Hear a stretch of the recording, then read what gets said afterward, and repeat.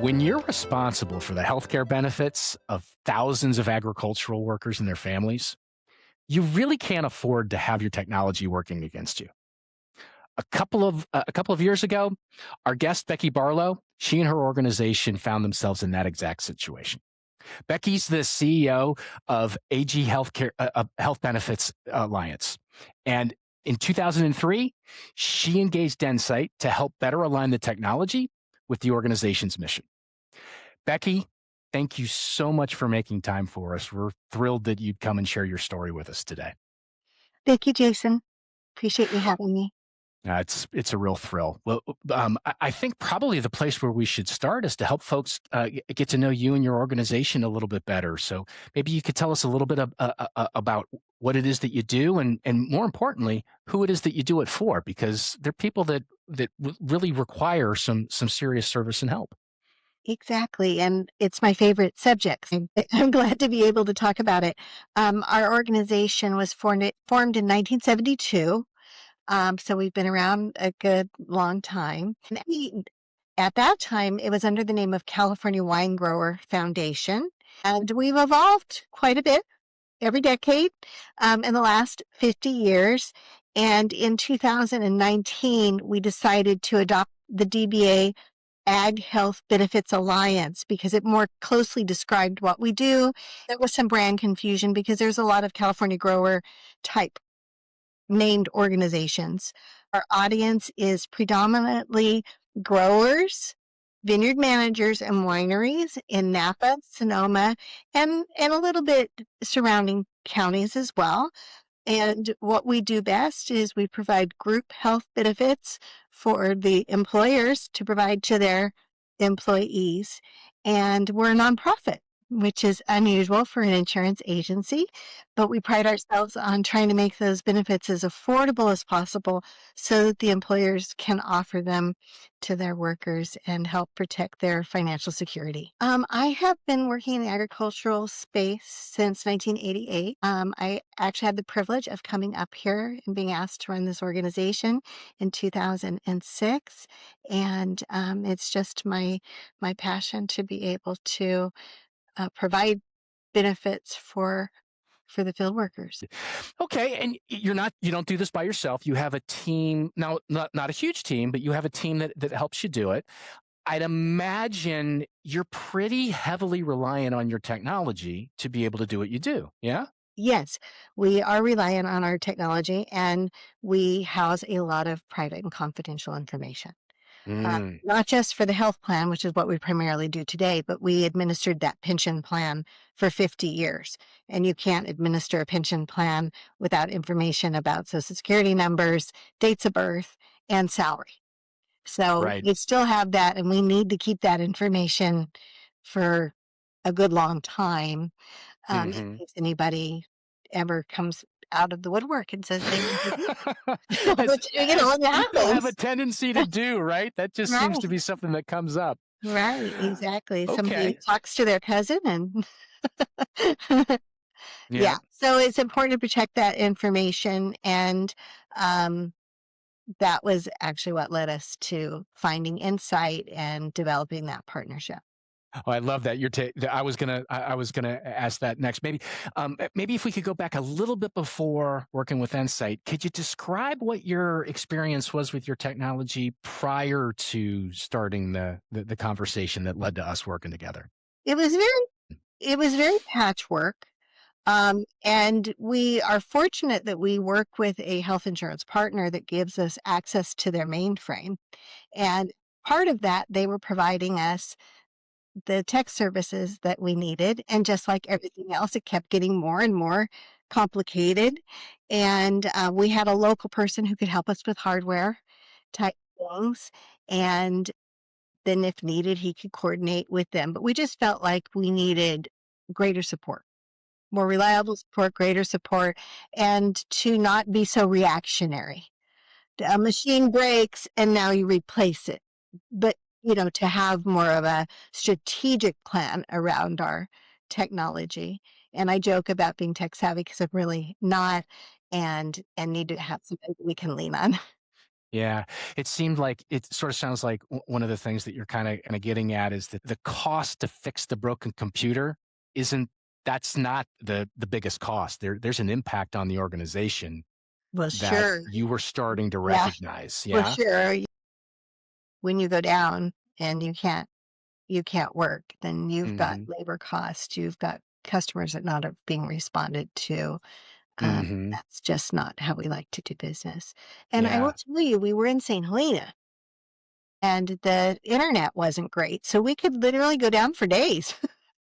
It wasn't just Well, the equipment a little bit, itself, but a the little blip internet. here or a little blip there. It could be profound, Right. right? And then you couldn't serve the needs of the workers that you were trying to Right. And I've support, got right? staff sitting around twiddling their thumbs because you really Hmm. can't do anything without your computer. And one of the things that we have done with Insight support is we now have internet backup. So if the internet goes down, I've got another one that just comes right back up behind it. So there Oh, is that's really good. there's no downtime. I think that kind of points back to some of the things that you were pointing at a little bit earlier. A longer term plan Right. seems like something that's important, and knowing that if you've got spotty connectivity, having redundancy is a really important thing, right? That's good. Absolutely.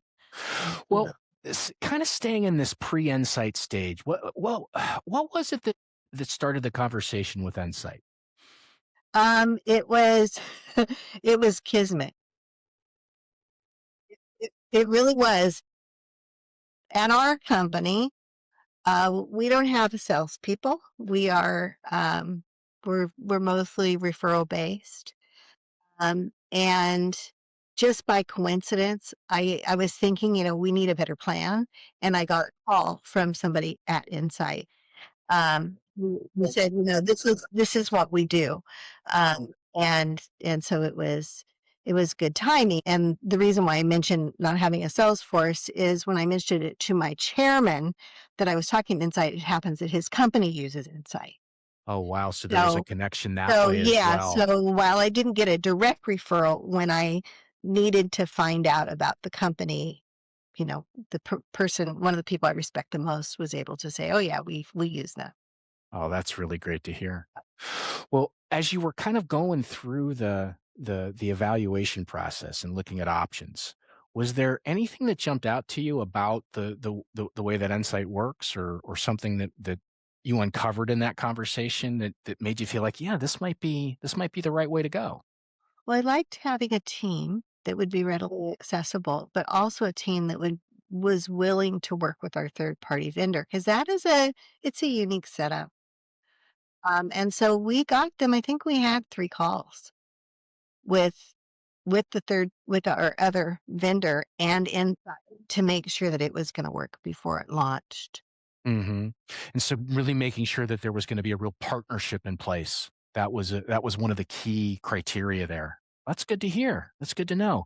And fast forwarding, how is that now? That now is we primarily go straight to Insight first. If they can't, because this company actually protects our firewall, which is maybe more information than you need to know, um, but there are some things Insight can't do for us, and so then I go back to the other vendor, or Insight will do it for me, and I don't need to. Oh, So very good. And also I didn't want to be dependent on my business partner to support my IT. That just didn't make sense. So it created some separation that I felt that we needed. okay. Okay. And as I was preparing for our time together, what I came to realize is that you actually have increased your investment in the relationship with Insight over time. Well, and that's one of the better parts, I think, of the whole arrangement is we meet with our technical account manager, our TAM, mon- monthly, and we have a grand plan, and it helps us with budgeting, and it also helps us identify any things that might come up. It seems like different software renews at different times, or we might need to beef up an area, but we don't want to do now, but we know we're going to do it with the fiscal year. So it just gives us opportunity to talk. talk through those things. And Who is your technical account manager, by the way? Moss Pike. He's amazing, is he not? Yes. Well, and Moss was introduced to us right as we moved into this new building. So Okay. he just got kind of thrown into, we've got this, the uniqueness of our company, but every company is unique in its own way, I suppose.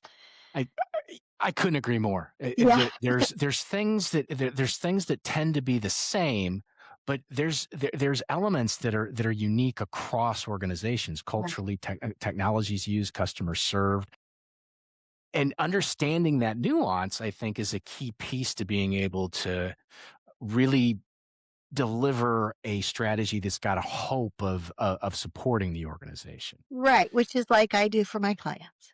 Yeah, yeah. So tell me a little bit more about Moss. I would imagine you like working with him. Yeah. So he helped us with this whole move because we had to coordinate. You know, there's a lot to it. A lot to it. You got to drop lines, and you got to. There was a lot that we needed to work through, and he helped us ease that ease that path. And then, shortly after that, Windows was end of life. So we had to upgrade all of our windows. So there was a lot of involvement from him in that first 3 months. So we got to know each other well. We look forward to his visits every month. Really good. I'd imagine he probably really looks forward to him as well.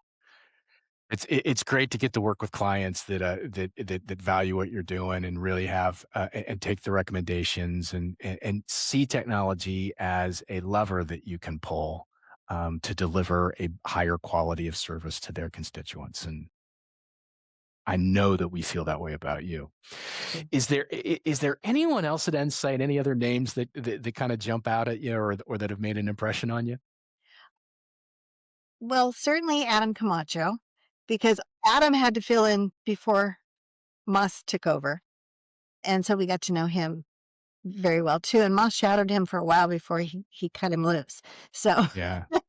yes. Adam's the general manager for the group that looks after Becky's team, and he's actually an Endsight long timer. Like he's been Yeah. with Endsight for a really long time, and he's a heck of a good guy. So I'm Yeah. not surprised that he also made an impression on you. So Yeah. that's great to And then hear. of course the techs, there's a lot of, Hmm. sometimes we get a different tech, but more often than not, we're getting Chris Andrews or Hmm. Justin Jonas, and everybody's always really helpful. Well, that's really good to hear. It sounds like you have that team approach that was one of the things you said a little bit earlier in the conversation that was an important thing you were looking for. Yeah. Okay. Well, if you were going to give advice to another, now I know you're unique in the way that you're set up as a not for profit, but if there were another not for profit that had similar constraints, what advice would you give them? And I'm not, please hear my heart. I'm not asking you to go talk to Endsight. It's just, there's an evaluation process that one has to go through when they think about, okay, if I'm going to get somebody to help me look after this stuff, what should I be doing? What advice would you give them? I think you can't underestimate how important it is to have a secure system. Um, and not just nonprofits, but other businesses. We're all collecting private information, and it's a very vulnerable world out there.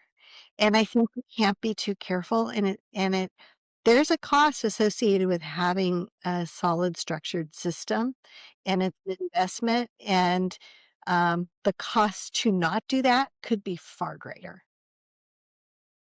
Wow.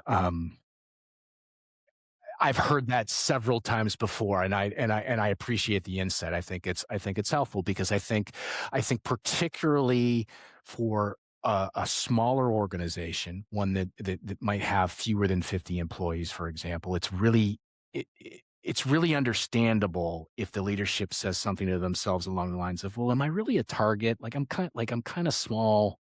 But you would say, "No, not so I would much. You say should probably really think that I would through." say Yeah? everybody's a target.